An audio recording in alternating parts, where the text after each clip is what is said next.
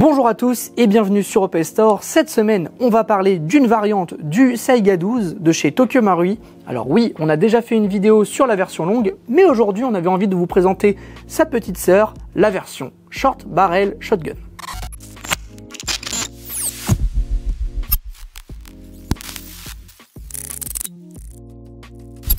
Contrairement aux autres vidéos que nous avons déjà faites, on ne va pas rentrer en détail sur cette réplique à 100% puisque nous avons déjà fait une vidéo sur le Saiga 12 en version longue, mais par contre on va vous énumérer les différences avec celle-ci. Pour commencer au niveau des différences, la première, la plus visible, contrairement à son grand frère, ici on a une version short, d'où son appellation SBS, Short Barrel Shotgun. Au niveau de la longueur, elle fait 675 mm pour un poids de 3,4 kg. Ensuite, comme vous pouvez encore une fois l'observer, la grosse différence se situe aussi au niveau de l'esthétisme. Ici, on retrouve un garde-main avec 3 rails, 2 latéraux et un supérieur. Sur le rail supérieur, vous pourrez y mettre un viseur et sur les latéraux, vous pourrez fixer tout ce que vous voulez au niveau accessoire.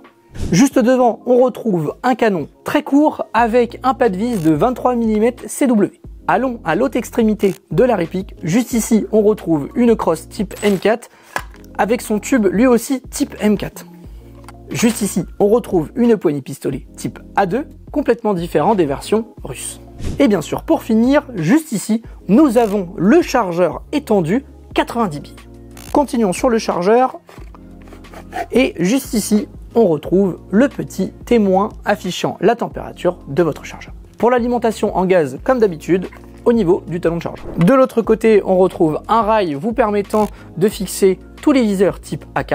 Et surtout, la grande nouveauté de cette réplique se situe au niveau des modes de tir. Vous avez le mode safe, le mode full auto et le mode semi-auto. Côté puissance, on reste sur les mêmes puissances que d'habitude. On est sur du 0,72 joules et donc 290 fps. Je ne l'ai pas précisé tout à l'heure, mais bien sûr, la réplique est en full métal avec quelques parties en polymère comme la coque du chargeur, la poignée pistolet et la crosse. Et voilà, on a fini d'énumérer toutes les différences de cette réplique par rapport au Saiga 12 en version longue. Maintenant, je pense, comme moi, vous avez envie de voir ce que ça donne le mode full auto sur cette réplique. On va aller tester ça sur notre stand de tir. C'est parti. On est sur le pas de tir. À l'intérieur du chargeur, on a mis de la 0,30 pour du 110 PSI. Il fait 26 degrés. Et maintenant, on va essayer tout de suite ce Saiga 12 SBS. C'est parti. On commence d'abord en semi-automatique. On va pas le faire beaucoup puisque vous l'avez déjà vu dans une autre vidéo.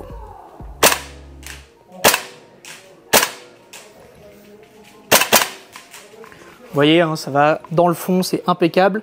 Mais là, on est là pour voir le mode full automatique. Hop, vérifie bien et c'est parti.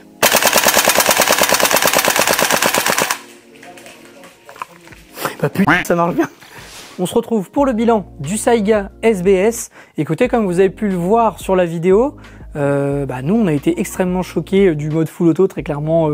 On avait très envie de tester ça quand on l'a reçu. C'est la première chose qu'on a fait. Petit extrait d'ailleurs si vous ne l'avez pas vu. On se met direct en auto. Ouais.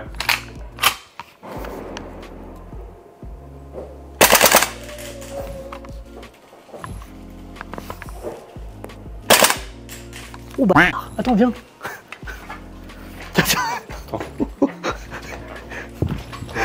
Ouais, c'est en full, mais teste.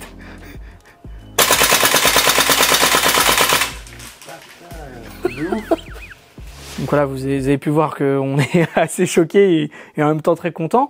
Autre point positif, ça va être au niveau de la portée de la précision. Voilà, à 40 mètres, on les avait faciles. Ça allait droit de chez droit et ça touchait la cible correctement. Ça s'éparpillait pas trop. Un autre gros point positif, c'est au niveau du kick en full auto. Déjà qu'en semi, quand on l'avait testé à l'époque sur le Saiga en version longue, il était déjà bien présent, il était très percutant. Bah là, on l'a encore plus percutant avec ce mode full automatique. Quand on tire, voilà, on sent que ça bouge bien le bras et tout, et ça rajoute du réalisme, et ça, c'est un gros point positif. Autre gros point positif, ça va être au niveau de l'accessoirisation et même de la customisation. Donc pour commencer, l'accessoirisation, lorsque vous recevez votre réplique, vous allez pouvoir l'accessoiriser grâce au triple rail qui se situe sur la partie avant. Sinon, vous allez pouvoir aussi customiser cette réplique avec différentes marques qui seront disponibles sur notre site, comme la marque ITP, où vous allez pouvoir rajouter un chargeur drum ou d'autres pièces compatibles avec cette réplique. Le gros avantage aussi, contrairement à son grand frère, c'est l'ajout de ce chargeur long. Forcément, quand on a un chargeur court de 30 billes, c'est assez compliqué de l'utiliser. Il va falloir souvent recharger. Là, bon, on a un chargeur 90 billes, c'est beaucoup mieux au niveau de la capacité chargeur. Petit point négatif pour moi, ça va être au niveau du poids. 3,4 kg, c'est quand même assez lourd. Il va vous falloir une sangle pour vous permettre d'économiser un peu de vos bras. Et mis à part ça, c'est vraiment le seul petit point négatif, je trouve, à dire sur cette réplique. Que ce soit moi ou les collègues, voilà, on s'est bien amusé en stand de tir à l'essayer. Et encore une fois, on est tous contents de dire que c'est une très très bonne réplique. Je vous remercie d'avoir regardé cette vidéo. Tous les liens des produits sont dans la description, que ce soit le Saiga 12 en SBS, le Saiga 12 version longue, les chargeurs 90 coups ou les chargeurs du Saiga en version longue. Je vous invite à vous abonner, laisser un petit pouce bleu ou un commentaire si vous avez des questions sur ce produit ou sur d'autres produits disponibles sur notre site. Je vous invite aussi à nous suivre sur nos différents réseaux sociaux, que ce soit Instagram, Facebook et TikTok. Et moi, je vous dis à très vite sur Open Store.